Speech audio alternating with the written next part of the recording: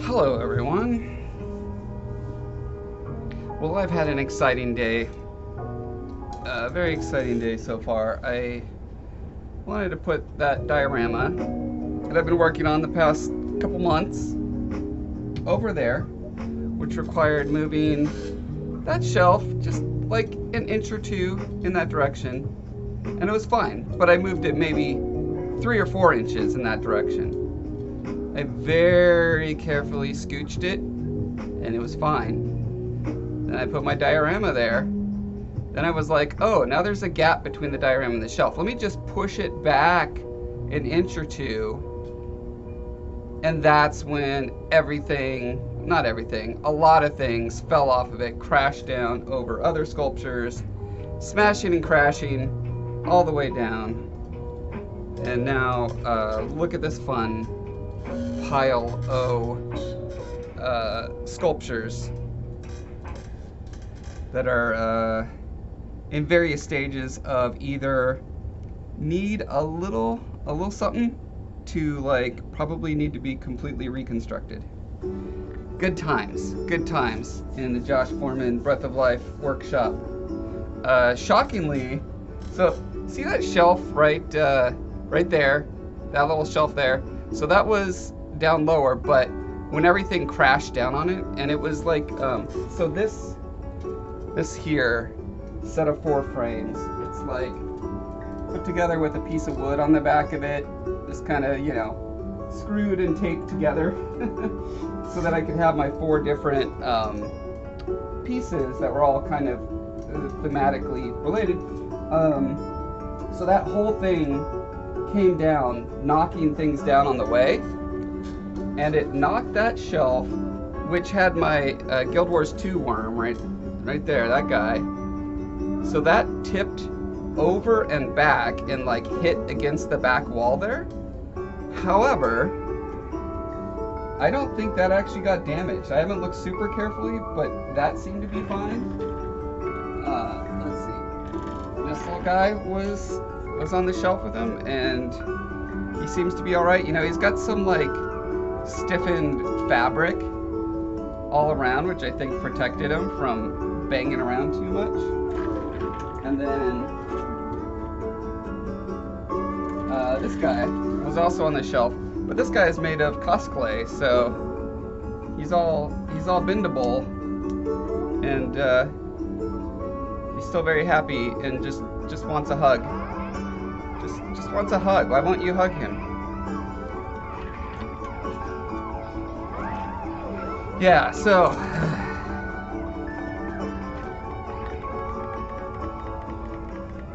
that's where we at. I want to get to these cool tile textures that I'm working on, and I'm going to, but first I need to clear my mental space by at least taking taking a little appraisal of what happened here and what I can do about it. So let's look at this guy first. This might literally also be more or less fine. He goes here.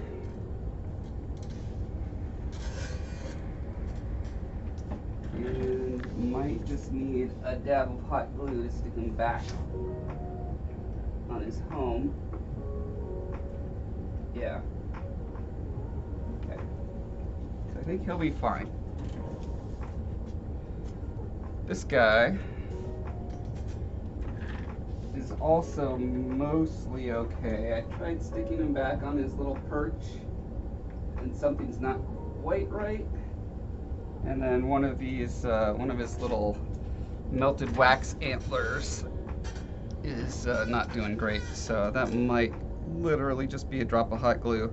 Shocking that so many of these little like drips. Oh, there's one that broke off. Okay, I'll have to keep my eye out for that. There's another one that broke off. But for the most part, there's still quite a few of these. So that is a testimony to epoxy clay as a medium, that it's pretty awesome and robust. Not quite as good as cos clay when it comes to not breaking when dropped, as happened here, but you know, not terrible.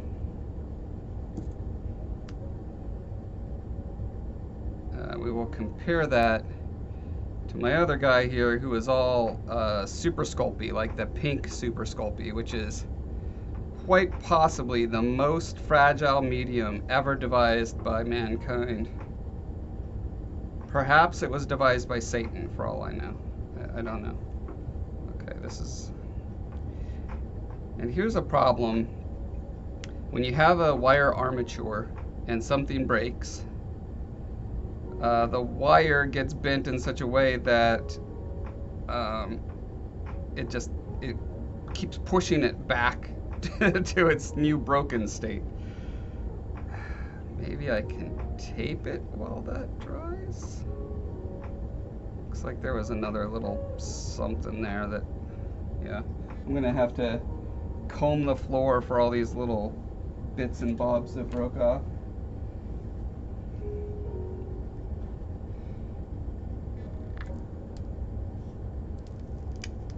Yes, a pile O repairs. That's a good way of putting it.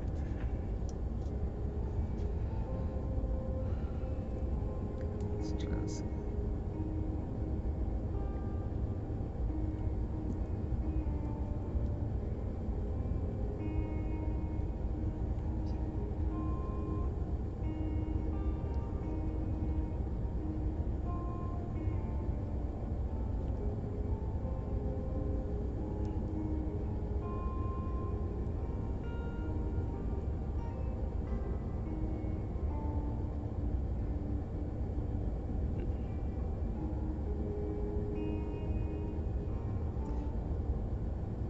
If that doesn't work, I've got some quick set spray that I can try. 1,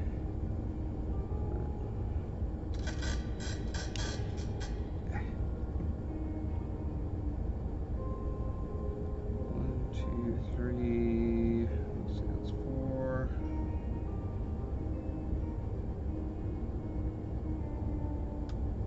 Looks like if I find 4 tiny little bits on the floor, once I found 4, I'll be happy that it's recomposed enough. Okay, let's look at our other boy here. This guy did surprisingly well. We're gonna have the same problem, I think, with, yeah, these are only in place because of a wire. Although that one seems to just want to set back into position pretty easily. Oh, that too. Okay, nice.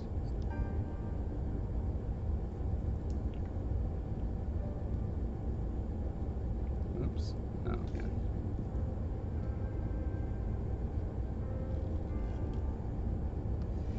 Pro tip, don't be a slob with the super glue.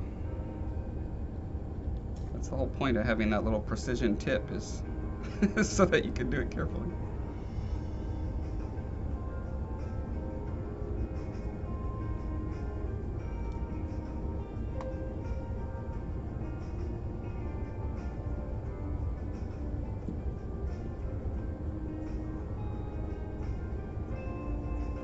This is another one that's made out of epoxy clay. I've got a YouTube tutorial if you're curious how to sculpt with this stuff.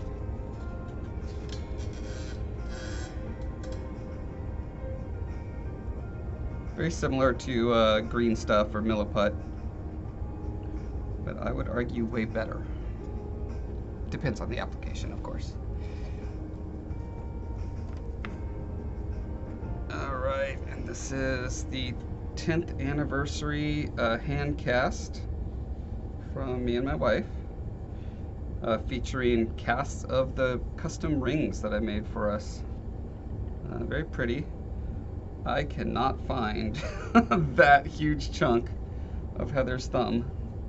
It may be lost to time. Let's see, this looks like a Heather thumbnail, is that right? Yeah, and now, because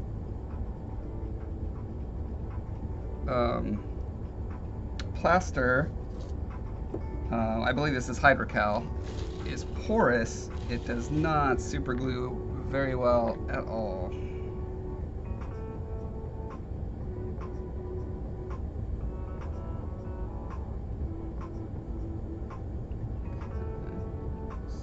Found most of that finger. So I'm thinking I'll try. I can either go with epoxy or the E6000. I think I'm going to try this one first. This one is better for ceramics.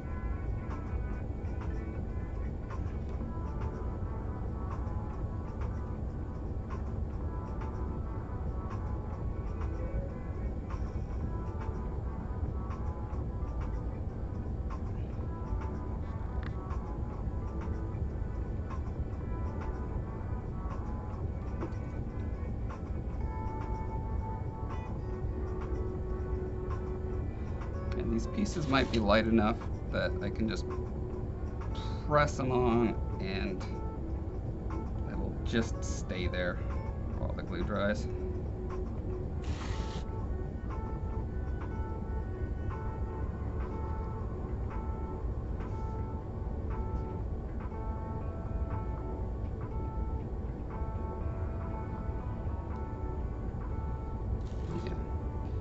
So some of the glue squeezed out of the little seams, and I'm just gonna let that be, and then after it's dry I'll come in with an X-Acto knife and just kind of slice it off. If you try to like smear it off while it's before it's dry, you just end up with bigger smears. It's a bigger problem. Yeah, so clearly when it hit the ground or whatever, yeah, I mean, it was on the ground. So this thing fell 6 feet at least. I'm kind of shocked that it's in as few pieces as it is.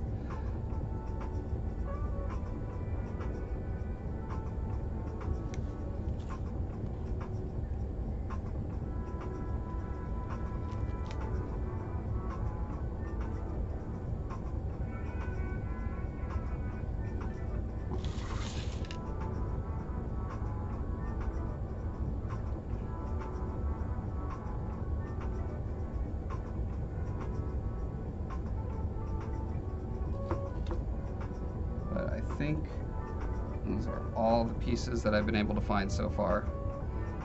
The rest must have just been, you know, propelled to very random places in my workshop.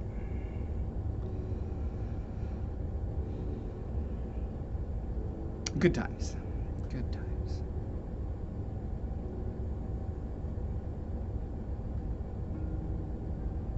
That reminds me, got y'all on this nice easy little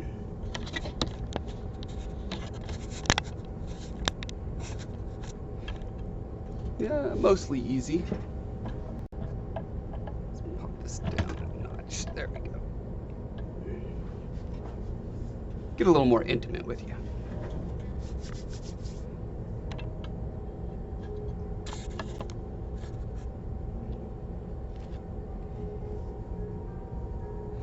Okay, I think I'll put these guys over here. Found this too, which much, oh man, the little sort of nest thingy.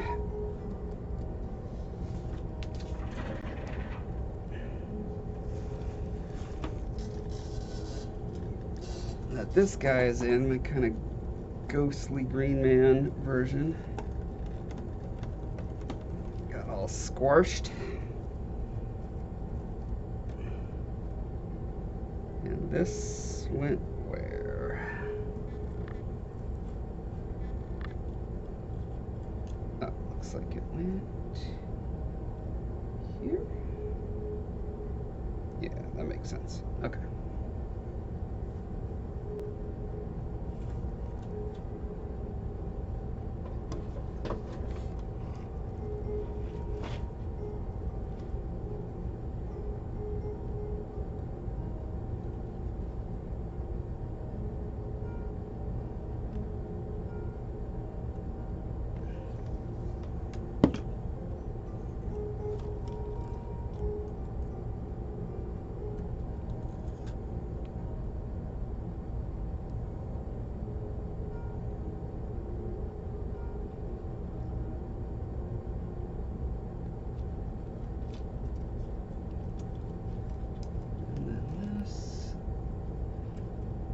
Being just held on by giant globs of glue.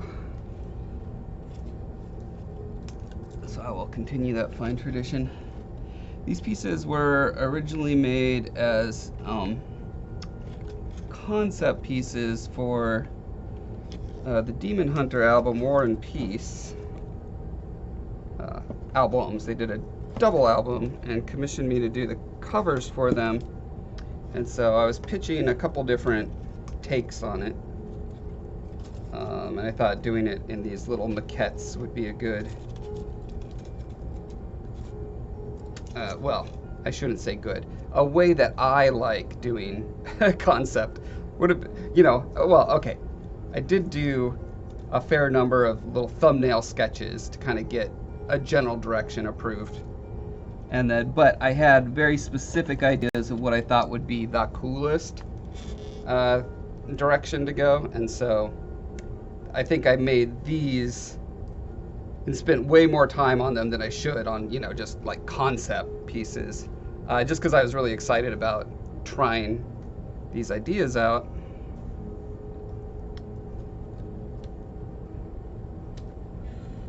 Let's check out this guy.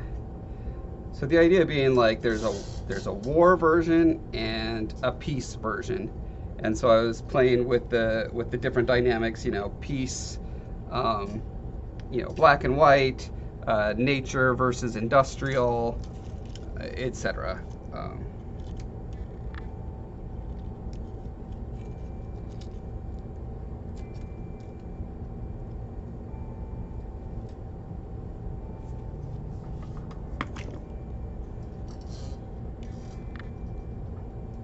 On this one, I even put, where did I hide it? I think it's still got little lights. Could turn on. I hid the switch from myself so well. Oh, there it is. Oh, did the switch actually break off? Oh no, there it is. Okay, it's a little lever. And looks like the batteries are dead. All right, we'll take my word for it. It was cool when all these little LEDs lit up.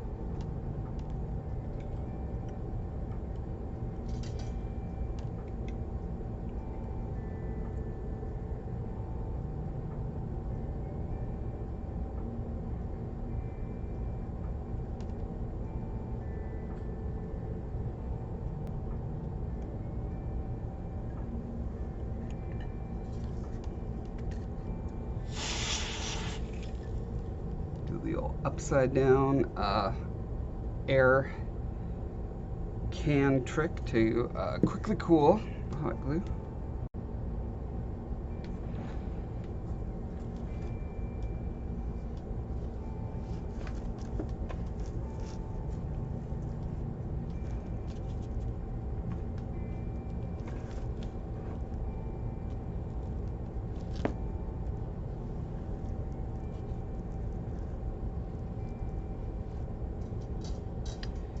And with this set, I was playing with contrasting shapes as well.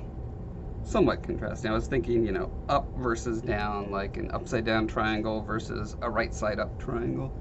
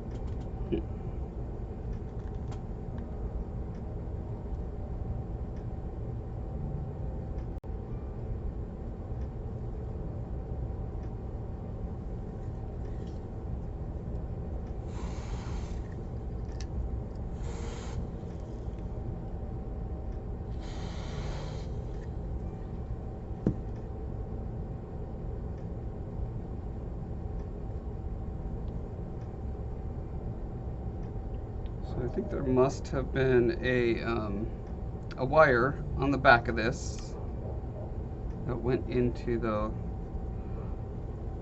little hole in the back here, but I don't know if it popped out.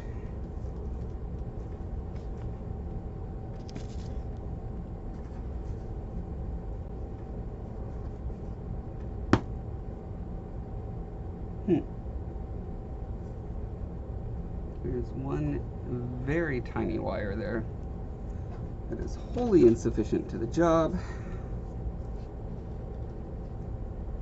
Don't know why it would be that way. It would be better to, let's see, just jam a little nail through there.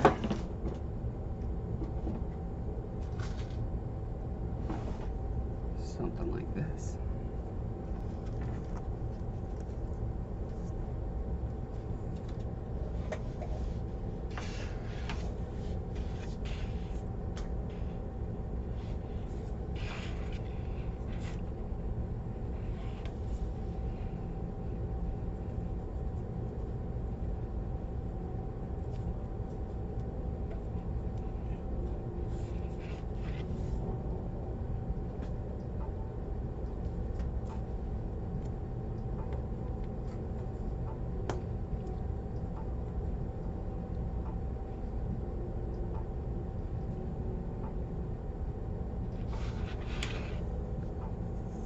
Not powerful enough. My power level is only like 8,000. I cannot get this through.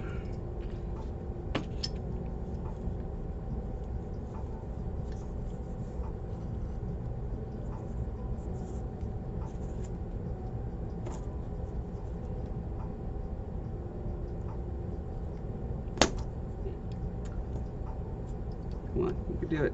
So close.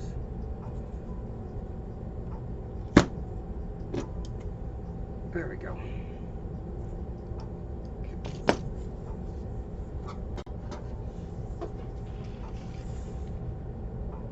Hot glue it on the back.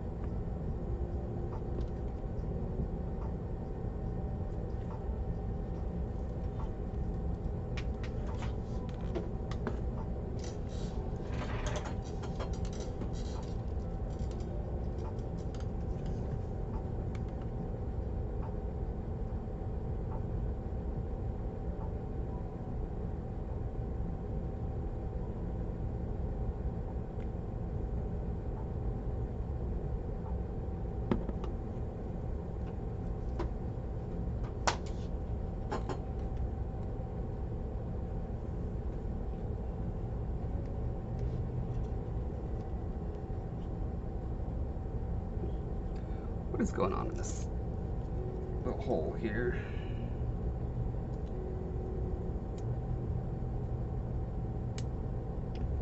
I wonder if, oh, I'll bet it was a brass rod that I had stuck in there, and then when it fell off and broke, it snapped the brass rod because, yeah, because it's like fixed in there, right? So if I want to remount that, I either need to figure out how to remove this brass rod from inside here, which I have my doubts about because it was probably epoxied in. Either that or I just make a new hole. That's probably the path of less pain.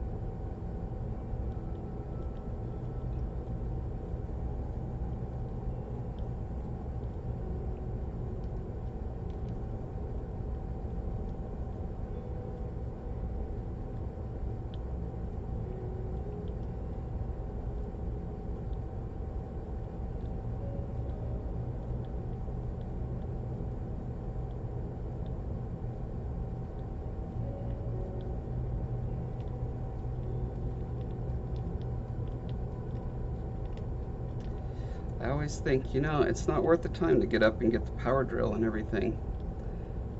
I'll just use my little hand drill. And then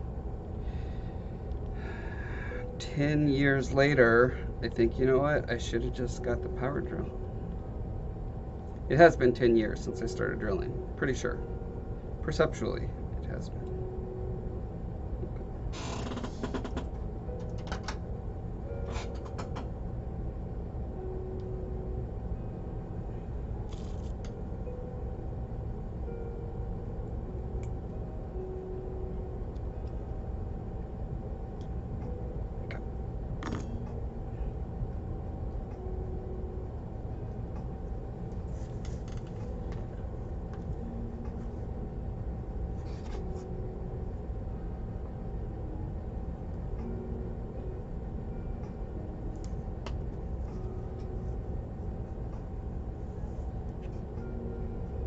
This might be a little bit tricky because I need to apply pressure on both sides at the same time. Let's see if we can set this up like so.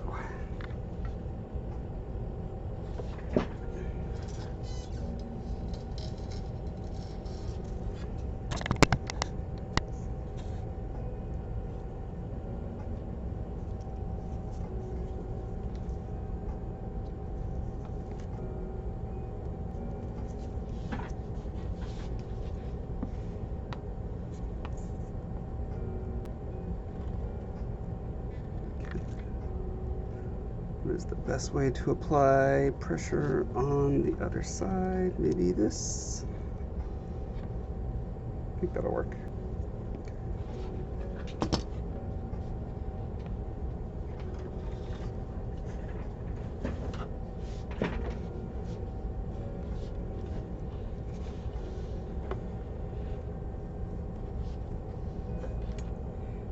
This is always the fun conundrum then. So I need both my hands for pressing this in, and then I have nothing to stabilize everything else. So this should be interesting. Super interesting. That's the right word.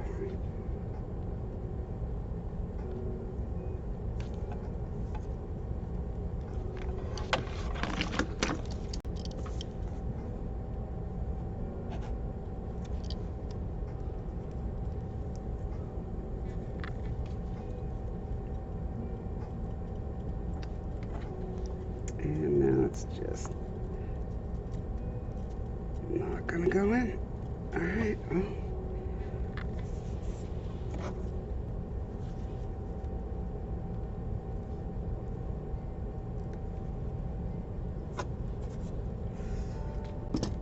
I'm hoping that the rest of the hot glue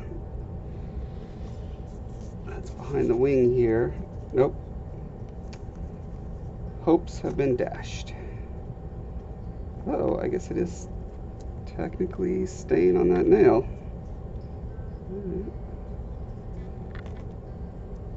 Now, hot glue just doesn't like to stick to this thing, which is probably fine.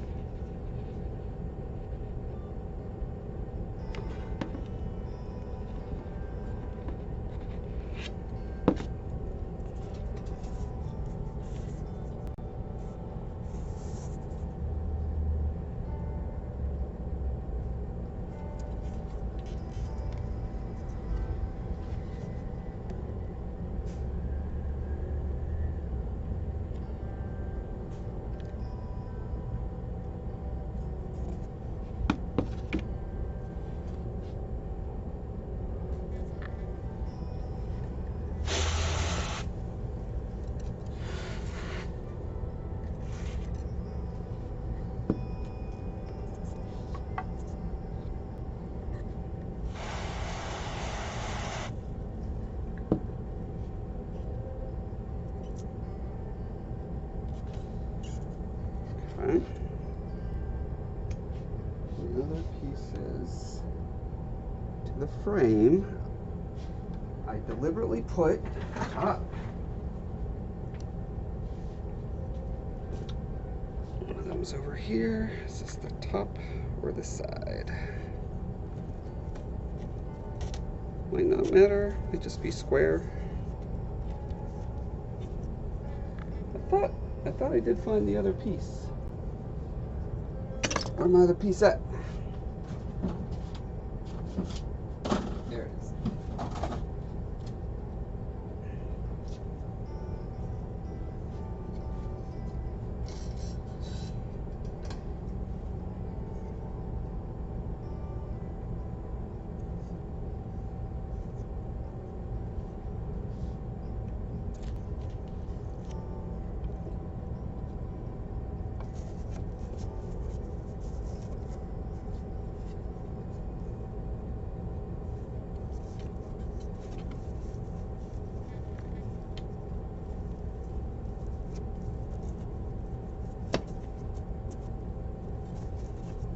Well, here's the cool thing, is that all the destruction that has occurred on these pieces just make them look more like, you know when they do museum tours of props from old movies like Dark Crystal or Star Wars or whatever, and the pieces are always like disintegrating, barely holding it together.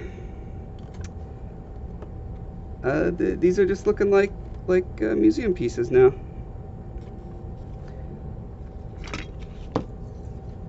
History has done its work on them.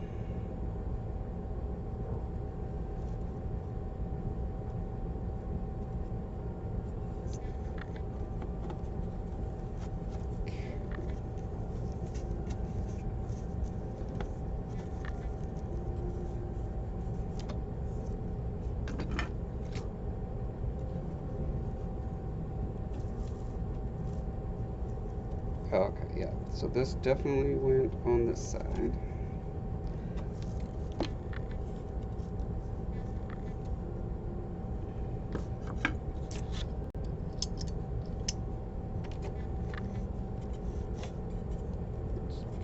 Pull these little alignment tabs out, because once an alignment tab is bent, it then becomes an unalignment tab, which is very unhelpful.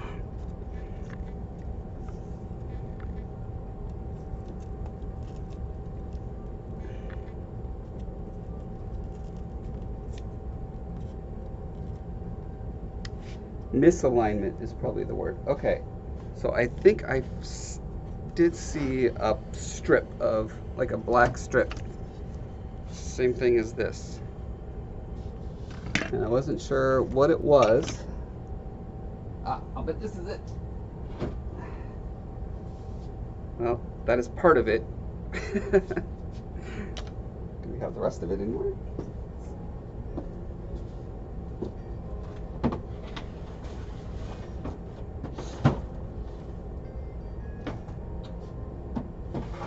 There.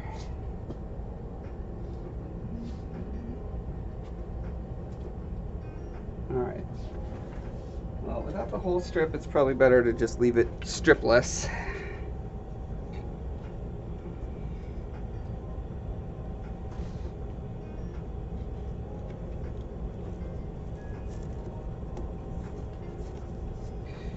With enough hot glue and duct tape, we can solve anything.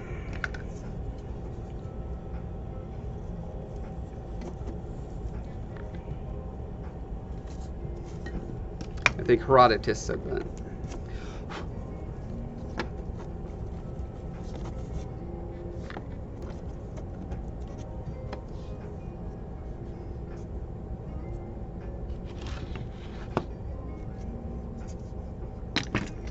Might even be how they reconstructed the ship of Theseus.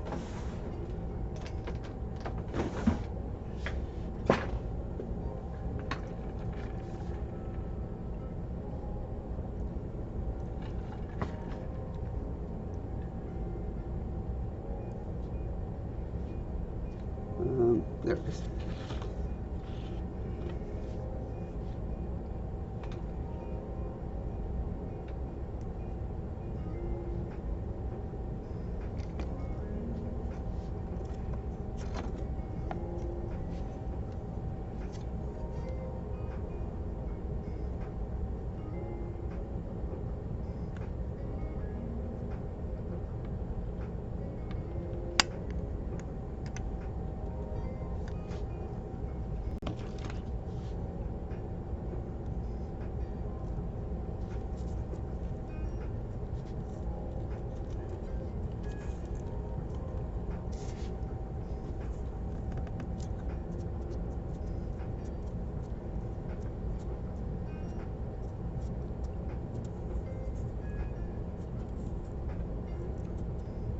It's so cold in here that this burning hot glue on my fingers kind of feels good.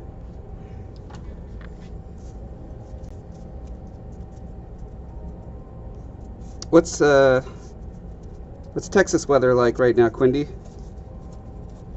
Is it cold down there, or is it nice and toasty and making me envious?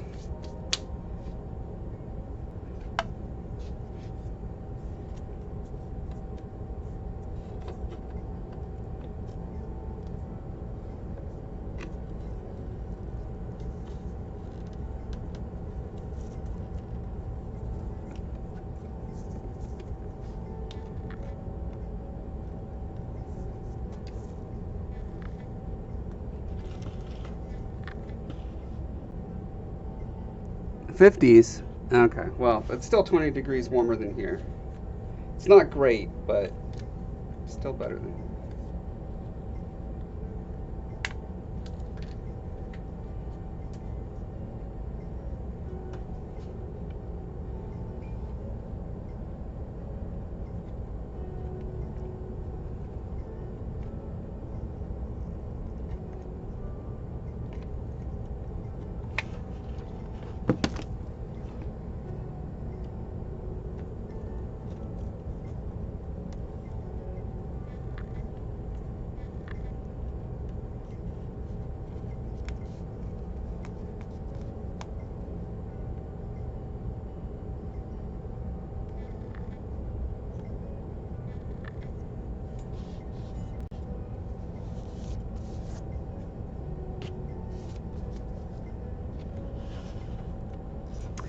Here in the Pacific Northwest, we get, if we get snow during the year, it's going to be a day or two, usually. And we've had it for 2 days now. So we've probably had all of our winter snow. And I think it's really cute and charming on the first day, and then I'm ready for it to go away after that. It's like I already lived in North Pole, Alaska for 6 years. I think my lifetime quota of plenty of snow is filled. Quota, not quota. I know the English is.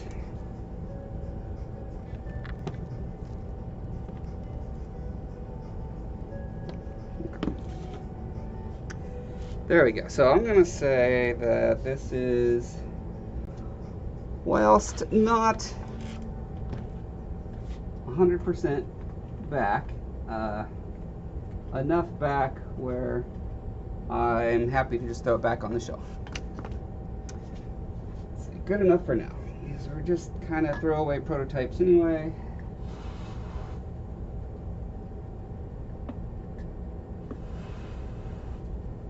But I love them, so I want to keep them around.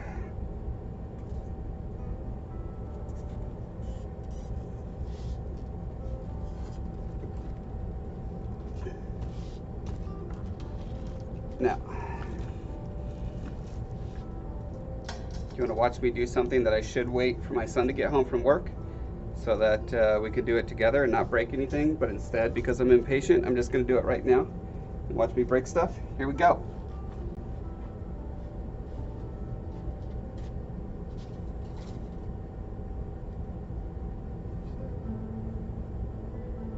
Someone cue up Fred Durst's Break Stuff song.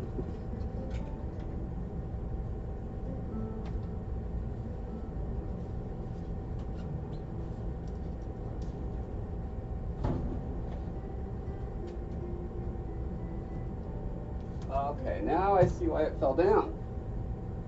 It's because I had it wedged up there so that it would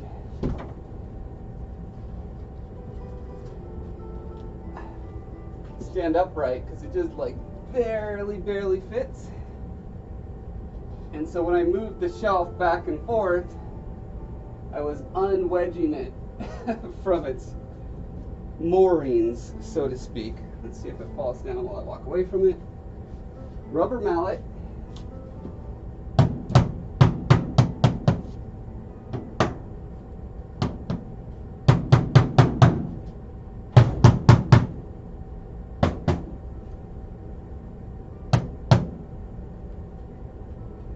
Beautiful.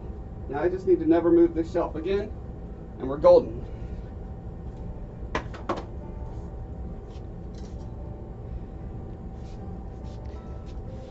That's gonna look so nice when I got the Colossus there in front of it. You guys ever see the finished? I feel like the last time I showed this, it was like a 99%, so I don't know if there's anything exciting to see about it anymore, but there it is in all its ruined splendor. Oh, I was like, what is that? That's ugly green foliage on there. Oh no, it's not foliage. It's worm slime. Don't worry, everyone. It's just worm slime. Okay. Let's see what we can do about this guy. One of my oldest surviving pieces, made entirely of the pink Super Sculpey. He has been destroyed and, well, I wouldn't say destroyed. He has broken several times throughout the past, what would this be? Probably 20, 19, 20, so that'd be 22, 23. He's probably 23 years old. Wow, literally the same age as my son.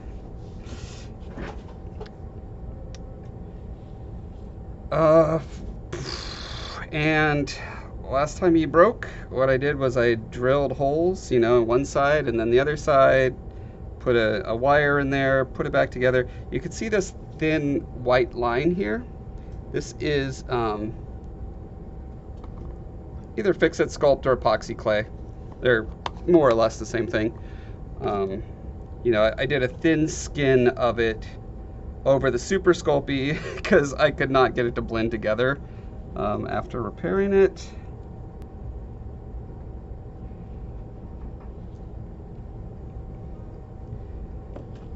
Now, one of the tricky things about this guy, see, he's you can't tell what's going on here. He's brushing the bugs and sticks and leaves out of his hair. He's getting ready for a big date. And so he's got his hair like glued to this little bone brush here, and then also glued to his head and also glued to his back. So that keeps his head from like flying off, but it also makes it kind of tricky to replace. Let's see how well we can super glue this bad boy. Like with all the other supporting stuff around it, super glue might just do the trick.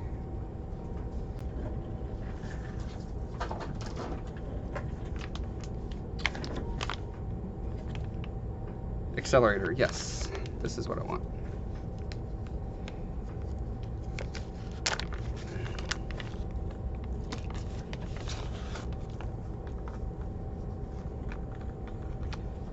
How to use accelerator. Spray it.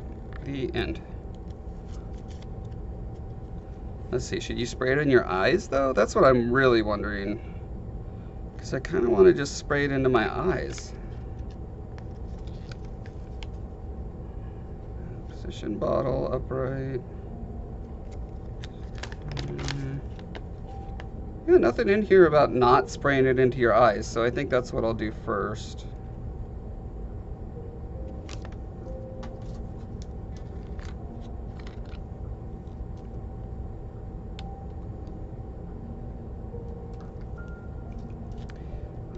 You know, if I do that and I'm blinded, win-win. I don't have to fix my sculptures anymore. I can't see them. Problem solved. It's kind of a fun little doohickey. I feel like, oh my god, I forgot, Studson Studios on YouTube would make a nice, you know, walking castle kneecap or something out of that.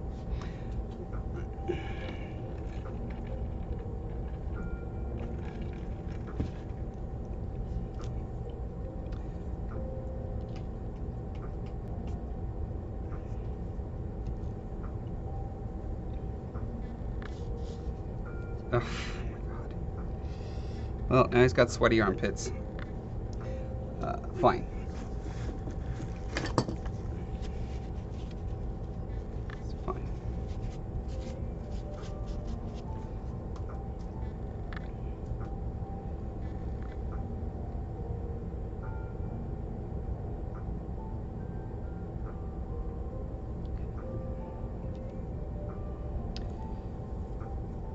Get it right ready to pop back on and spritz.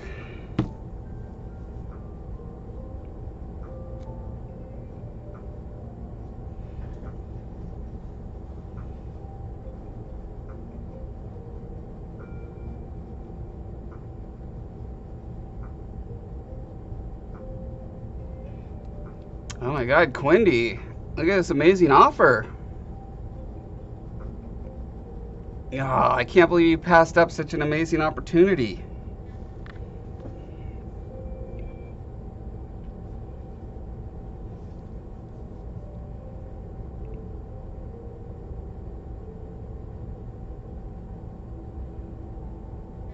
Okay.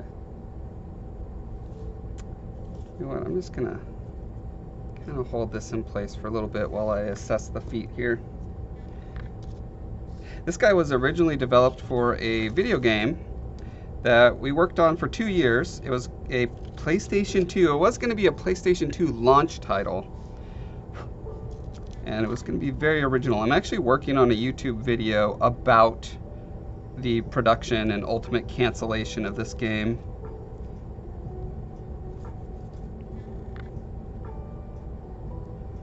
Oh, so close. So close, buddy.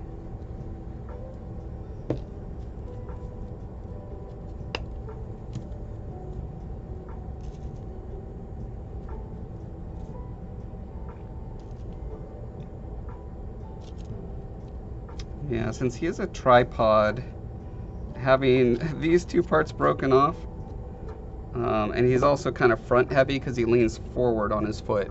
I feel like I'm going to end up with him, these breaking and him toppling forward and you know, destroying again, unless I do some more robust filling here.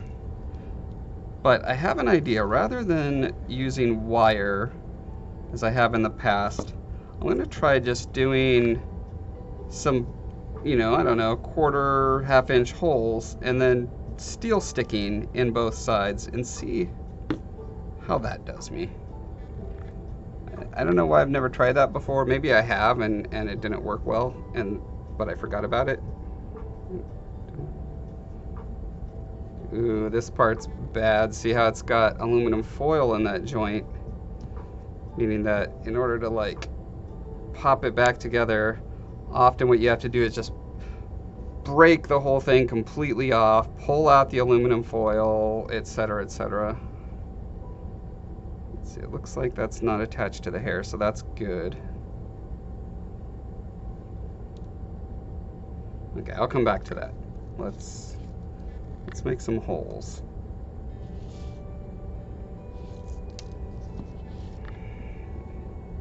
Trying to figure out if there's any way to set this guy down where the glue on his neck isn't being stressed.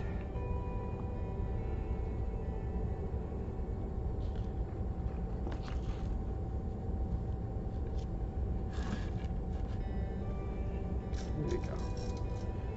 All right, lean it against my Bubba cup.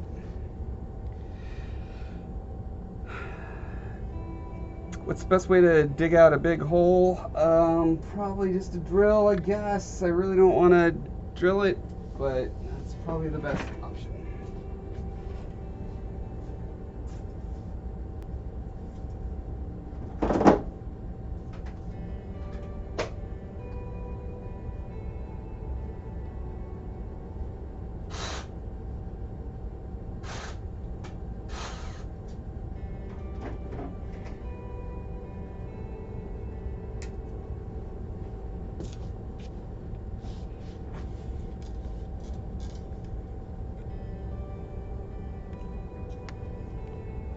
Oh, you're keeping the opportunity for yourself. Smart. Good thinking.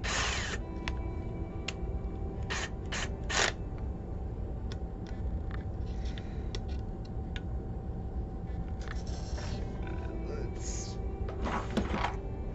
find a sufficiently girthy drill bit.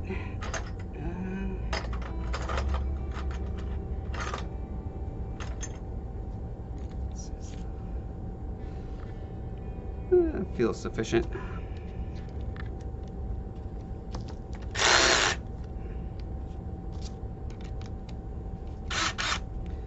is that as slow as it goes? I think it is. Yeah. All right. Wish me luck. Let's start on this one first.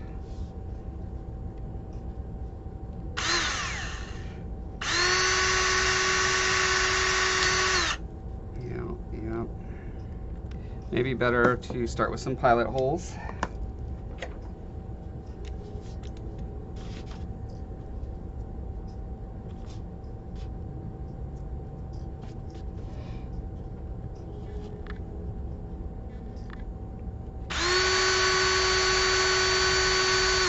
Oh, am I just...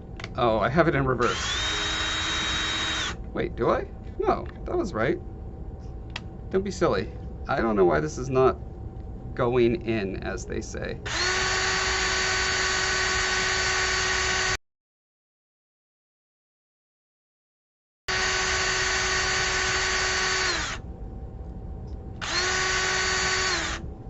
Okay, here's a little bit of going in happening.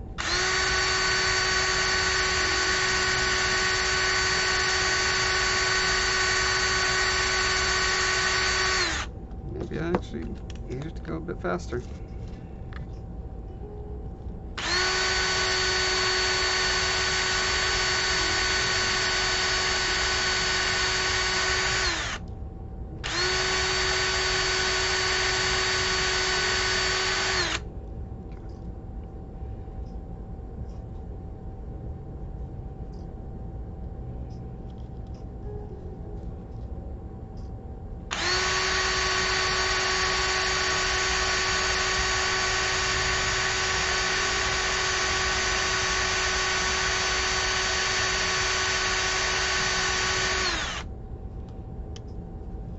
Ooh. Concave surface on a smooth, fragile clay. That's, this is going to be a great trick.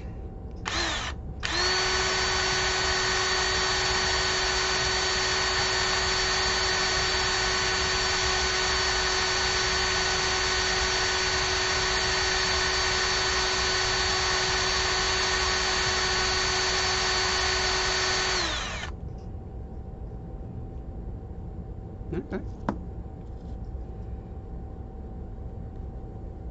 The beauty of a convex surface is that its mate is a concave surface. Ow! Which is perfect for stabbing yourself on.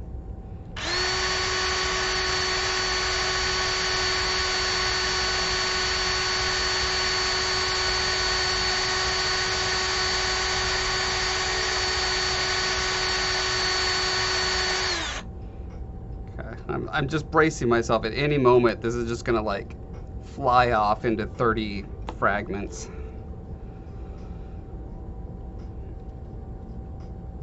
I think that's a quote from Game of Thrones. Brace yourself. Ouch. This is gonna fly off into 30 fragments.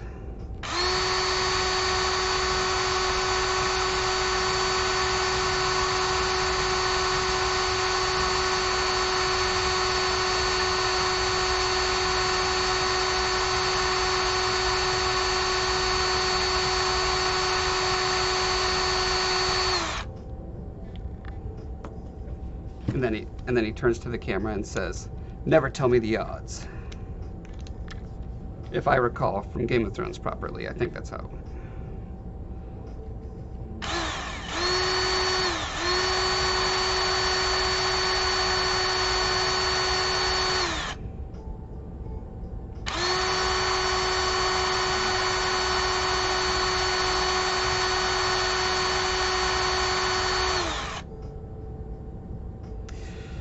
Ooh boy, how deep do I delve before I unleash the darkness?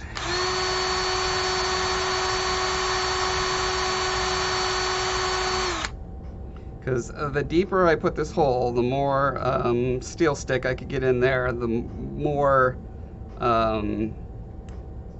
tension will be, the tension of, let's see, so this is going to be wanting to go like this, right? Because of the weight on it.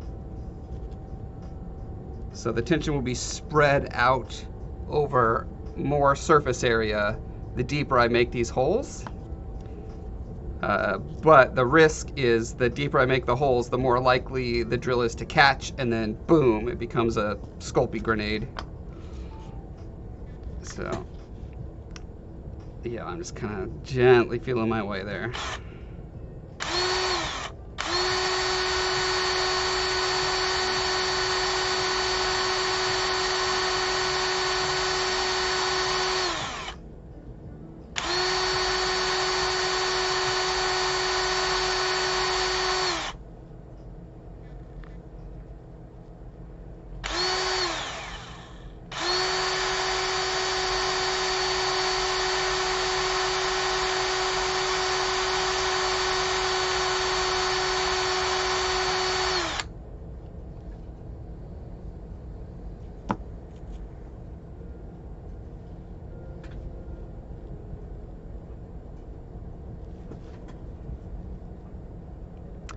Audio is desynced. Okay, watch this.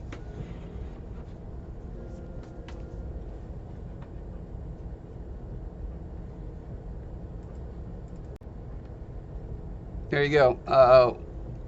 One simple trick that OBS doesn't want you to know about. I have not been able to figure out why that's happening, but from what people have told me, when I deactivate and reactivate my face cam, it goes back into sync. So let me know if that's not the case.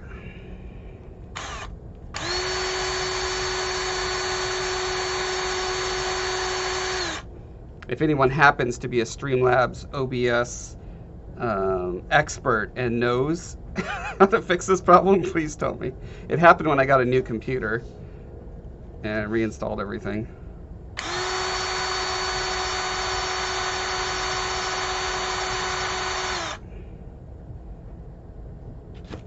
So I can see there's a little bit of a, probably an aluminum wire in there, so I think it's just gonna have to be what it is there.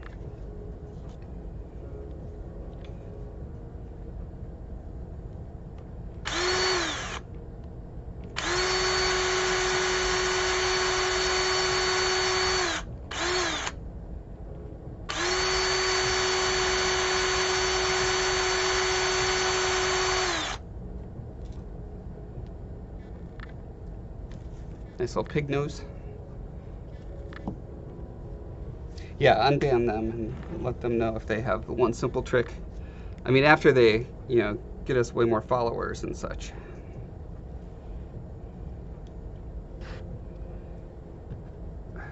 Wow, this is awkward. There's no good place to hold this, is there? Cradle the head and body, but then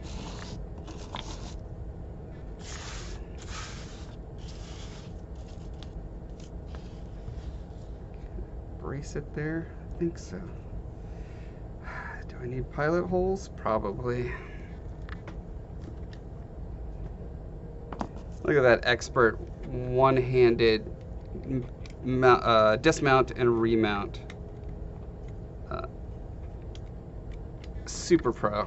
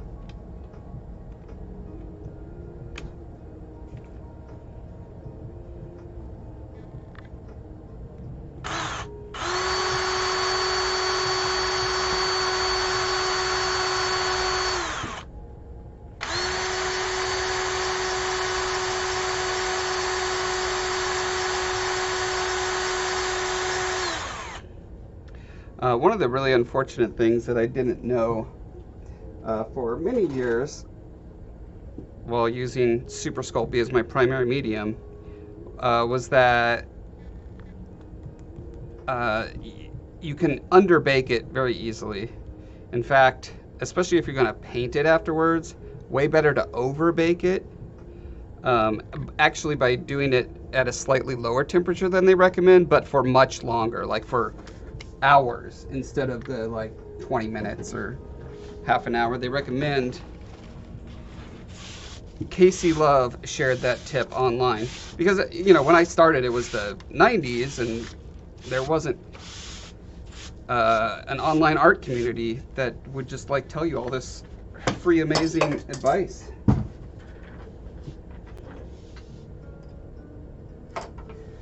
So as a result, a lot of my old sculptures like this are just incredibly fragile.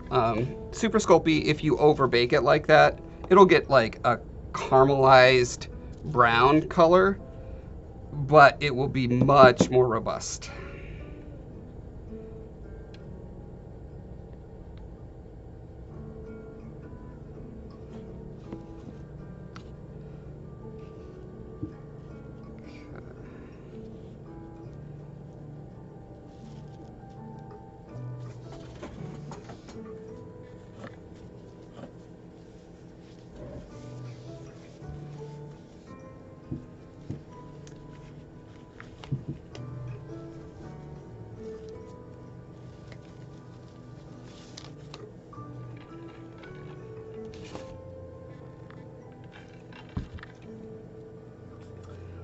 So maybe what I'll do, I'll mix up some steel stick,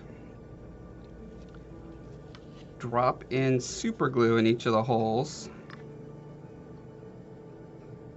then put the steel stick in one side, super glue around that, and squash it together. I think that should work. The thing that's going to wreck this is if the any of the steel stick gets outside of the holes and like is on the pressing together surfaces, because then it won't be like a perfect squishy match made in squishy heaven.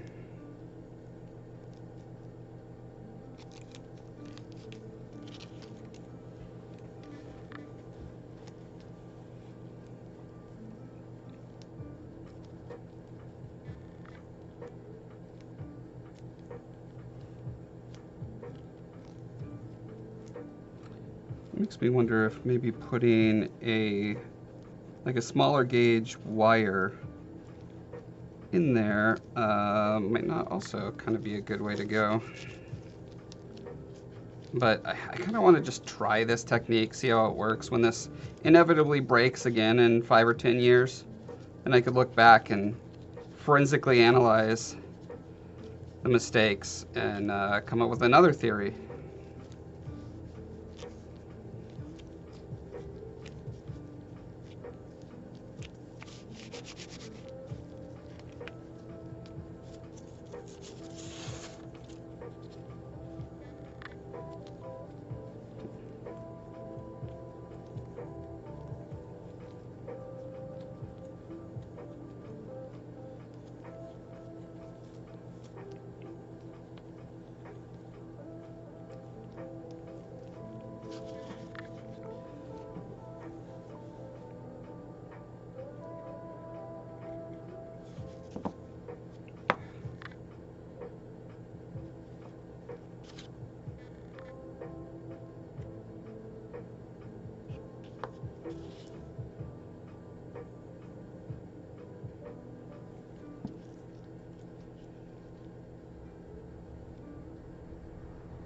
No.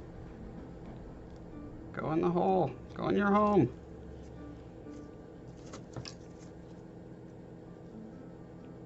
Okay, so the super glue wants to stick to it. Okay, so next time I need to not put super glue around the edges until after I've inserted the stick.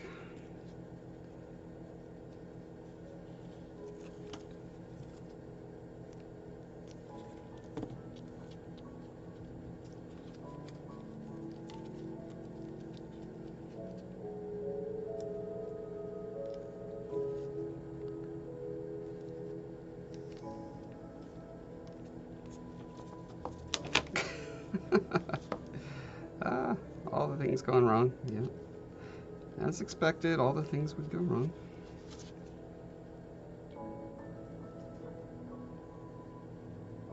Yeah, and it squished out, so this is not going to be a nice, perfectly set seam, and I should have changed gloves after mixing it. I thought about that, and I was thinking about too many other things. So now I'm also going to have gray residue all over.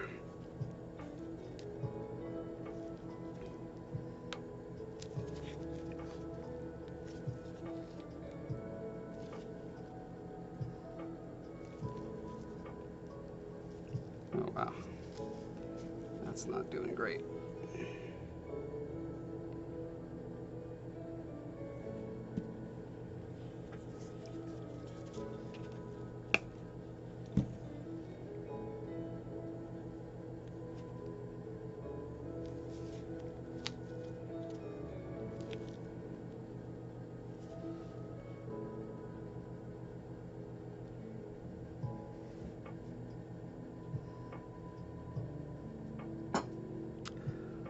You could request the non-moist section of Squishy Heaven. There's the dry, crumbly part of Squishy Heaven you might be more comfortable in.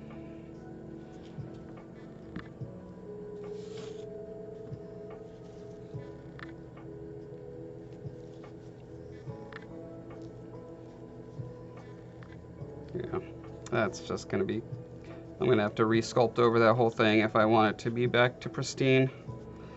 But I'll worry about that when I have to restore these for a museum tour.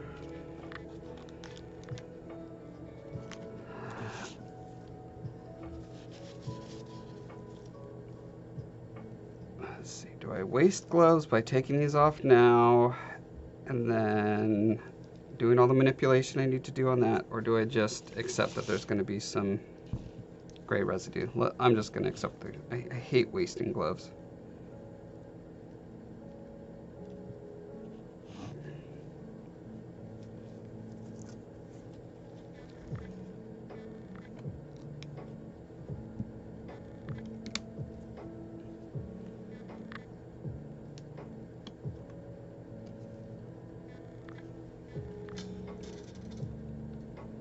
There's some intense surgery I'm doing here.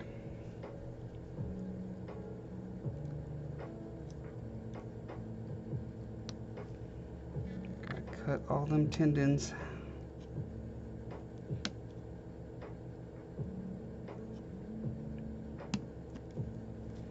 Guessing there's a wire in there somewhere.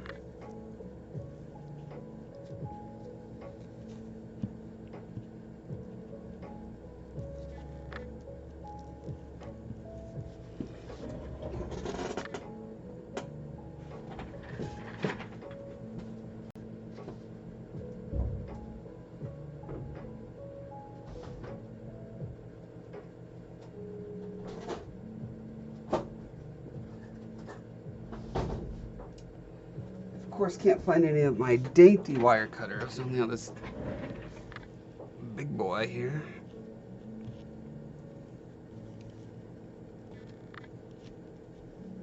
Which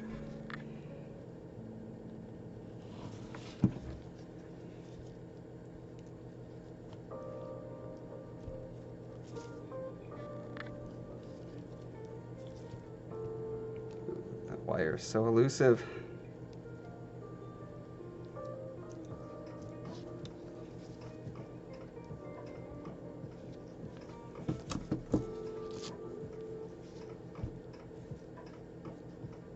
Yeah, there goes the head.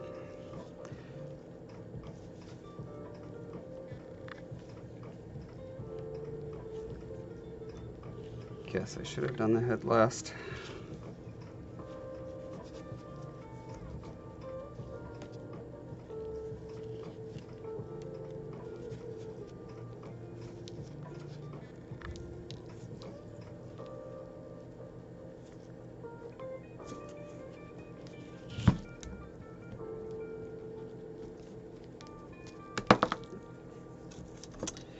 Brutal.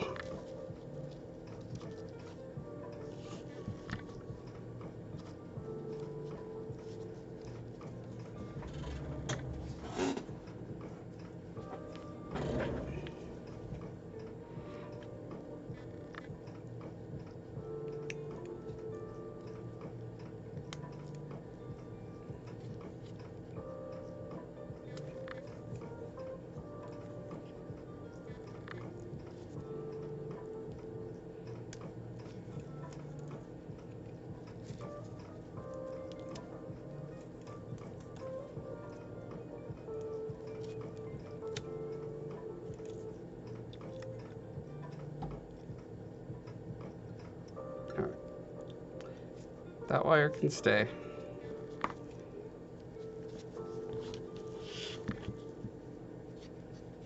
Oh, is this completely detached now? No, almost. Oh.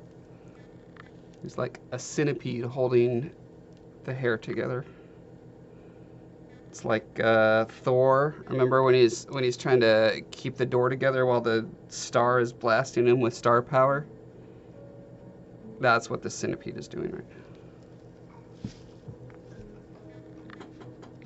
And one of the reasons he probably should comb all the centipedes out of his hair before he goes on his date.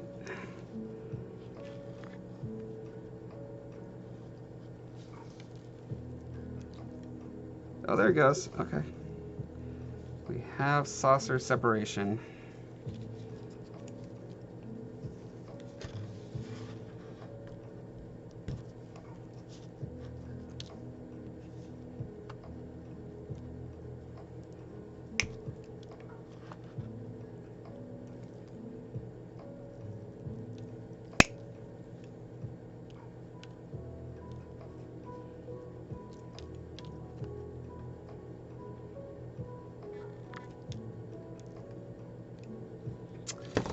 And I just realized this stream is called Textures, Terrain Textures, and I've done 0 terrain texturing. I'm going to put this aside and do some terrain texturing. If there's one thing I will not abide, it's been watching this show called Under the Banner of Heaven, so I want to say false prophets, but that's not what I meant. False advertising. That's it. False advertising.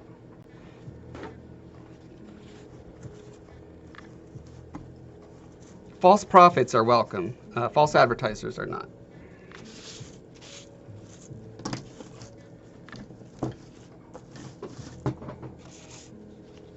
Okay. Let's look at what we've got here.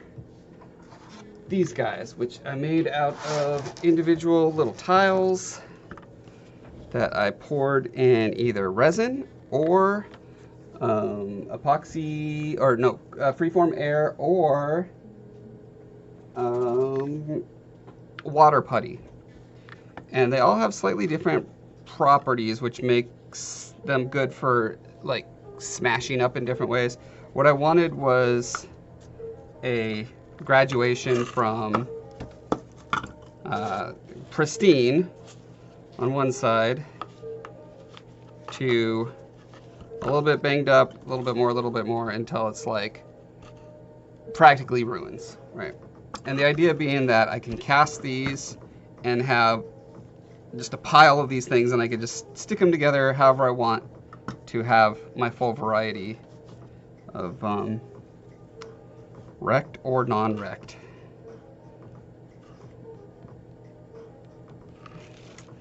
And they've had a couple passes on them so far. This just had the last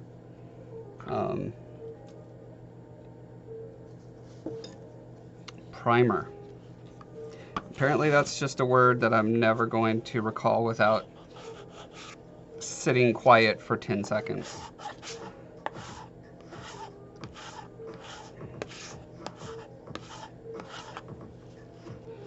So on these pristine ones, I want just a little bit of very subtle texture.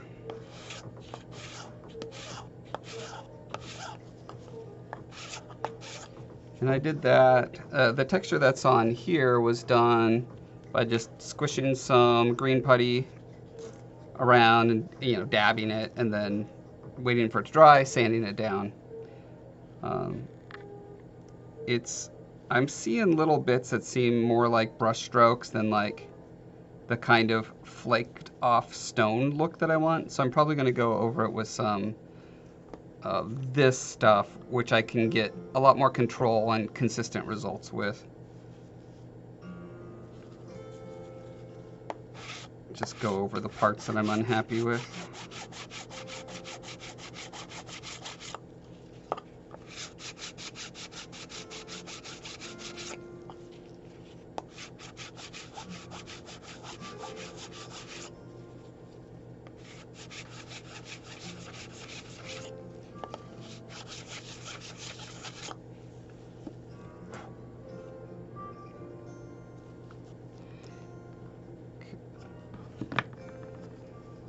One of the things that I'm not totally happy with on this one is the places where I put a little bit of this sand to give that kind of fine grit or gravel or stone look.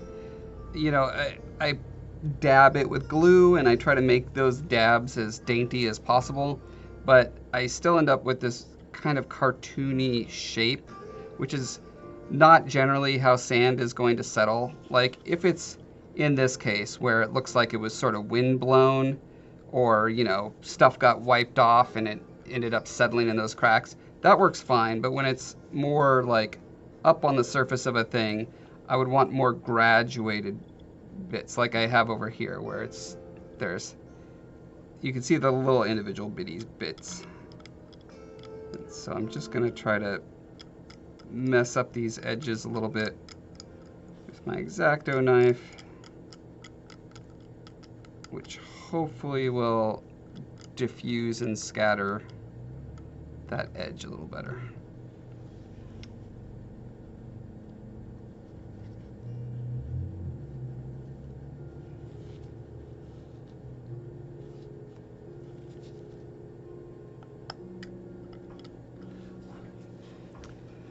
And I'm having to be very fastidious with all the little little edges where they meet the ground. If this was just, you know, a one-off bespoke piece to sit on your table, it'd be fine. But because I'm going to actually be molding and casting this, I can't have undercuts or holes or stuff that's going to catch the rubber and then cause it to tear. I think there's a pretty deep undercut there. So I should probably fill that in a bit. You don't want to completely fill it in. It's okay to have a little bit of overhang, you know, because the mold is rubber, so it's got some flex to it. But if it has long little strands that go in and under, or like deep into a crack like this, then every time you pull the resin out of the mold, it pulls that tiny little flap, and you do that enough times and eventually the little flap just snaps.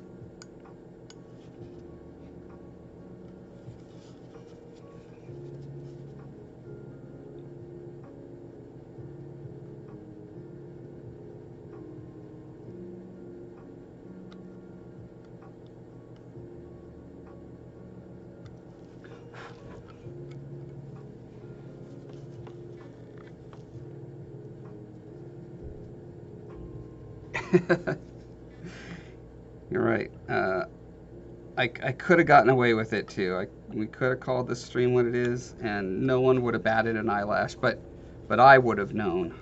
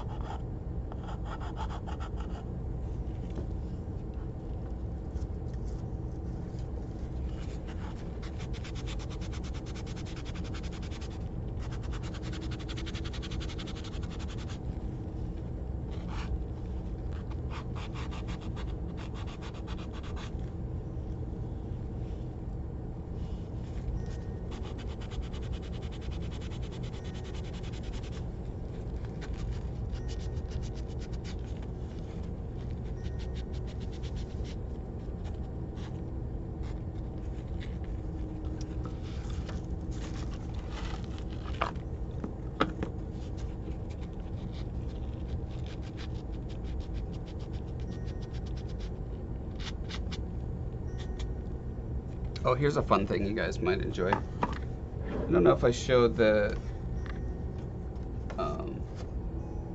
the latest tests that I've been doing. So I cast this piece, right? This was a piece I was sculpting a while ago on this stream. And the original is made out of, you know, epoxy clay and plaster and stuff. And then I cast this in a fairly flexible resin so that you can take it and, you know, put it around anything to make castle towers or what have you, right? And this is cool, but it is a lot of resin, partly because it's two-sided so that you can kind of choose if you want to do it that way, or you could use it as a wall, or et cetera, but it's just really expensive to do that way. So I've been experimenting with this flexible expanding foam in the mold, which is really interesting because it ends up almost like a what are those little mats you put on the counter when you put your hot pot down? Yeah, so it's got like, you can bend it and warp it and do all sorts of, and it cuts super easily because it's essentially almost like a sponge. So I've been experimenting with how to paint it. Like, what's it like when you paint it with acrylics? Do they flake off when you bend it? And they really don't. So yeah, this is interesting, giving me lots of thoughts for different ways I can make, you know, textures that I can duplicate as much as I want. Thank Gamer Room.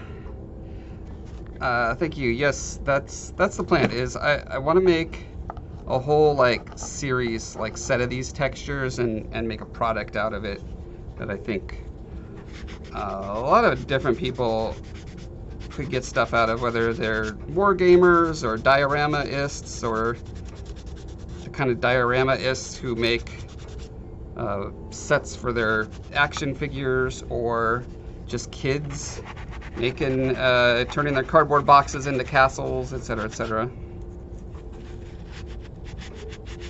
I had this idea about I don't know, 6-8 months ago, maybe it was a year ago, I don't know, it was a while ago. I got all excited about it. I was like, why isn't anyone doing this yet? And then relatively recently, I found a couple places that do make things kind of like it, like sheets of texture for shingles and brick walls and stuff like that. But as usual, I just think, you know what, I could do better. I could make better stuff than that.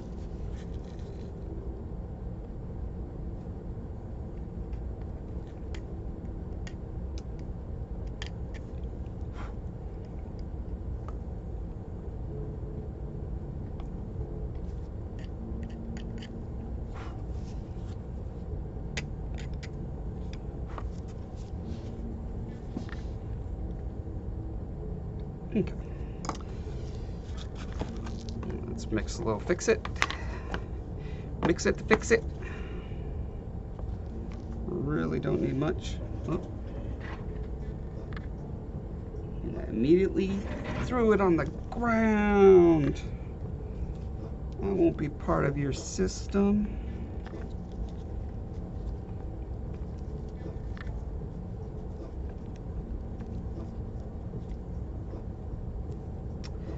$50-50 there.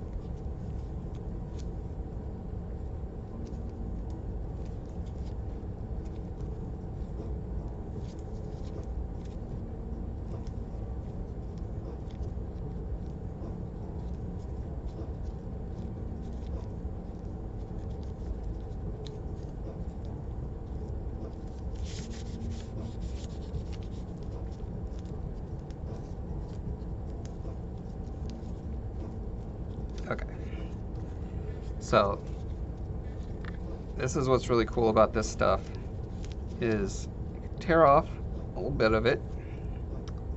Where's my tool?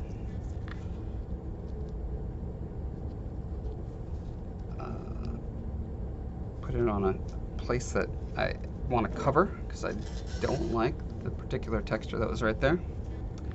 And then this is a safety solvent from Avies. A little of that on my, actually let me scrape this off first.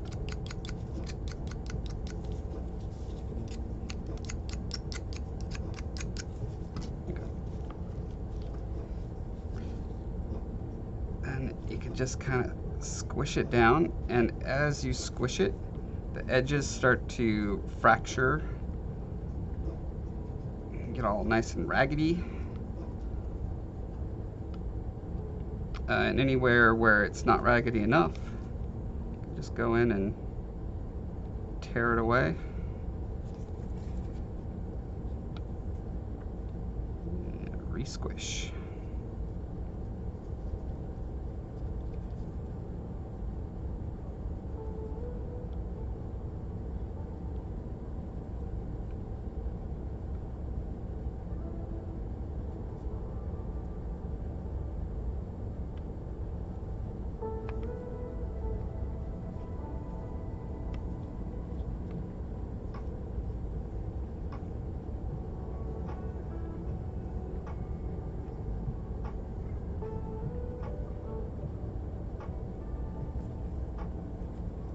I like to bring it right up to the edge to, imply that this is its own little paver that has its own little texture on it that stops at the edge because there's another paver here.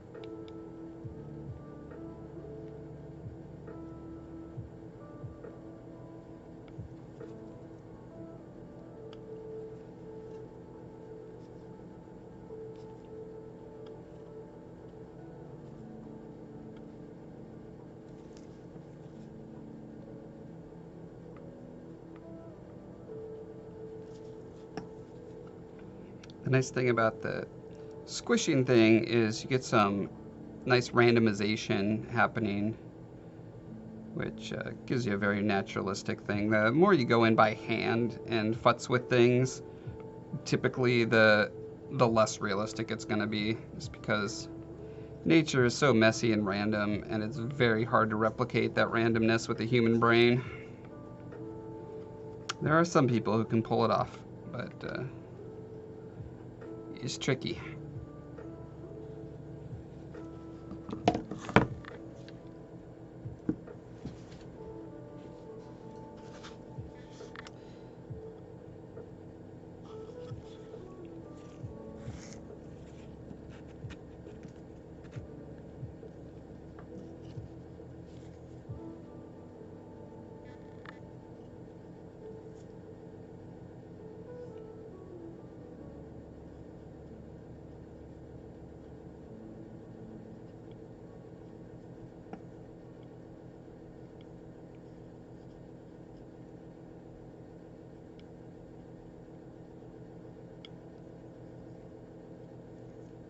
I run into that problem a lot when I'm doing my fantasy maps, where, you know, trying to make interesting coastlines and stuff, and it turns out that basically you internalize different heuristics about all sorts of things in the world.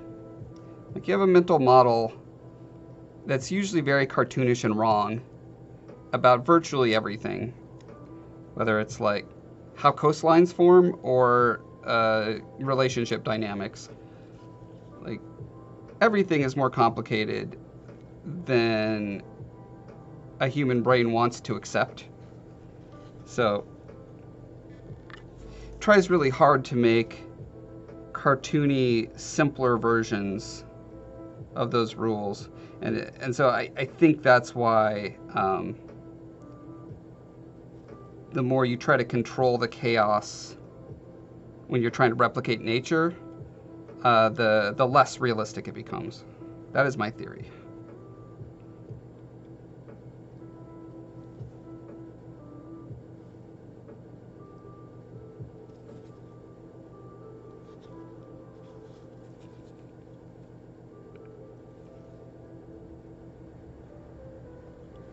All right, yeah, we'll have to wait for this to set up before we could do another primer coat. So hopefully next week we'll have a complete set and probably be working on another one. That's my hope. I want to have like a whole family of these in one stage or another of production. So yeah, hopefully we shall continue this process. Let's find someone cool to raid. If you're liking this kind of stuff that I'm making, please check out my Instagram, where I keep everyone up to date on what's going on. In fact, I just notified everyone about my wonderful broken toys just before I went live today, so you can be up to the minute. I also have a YouTube channel where I have all sorts of tutorials, as I just called them. I just made that up. I hope you like it.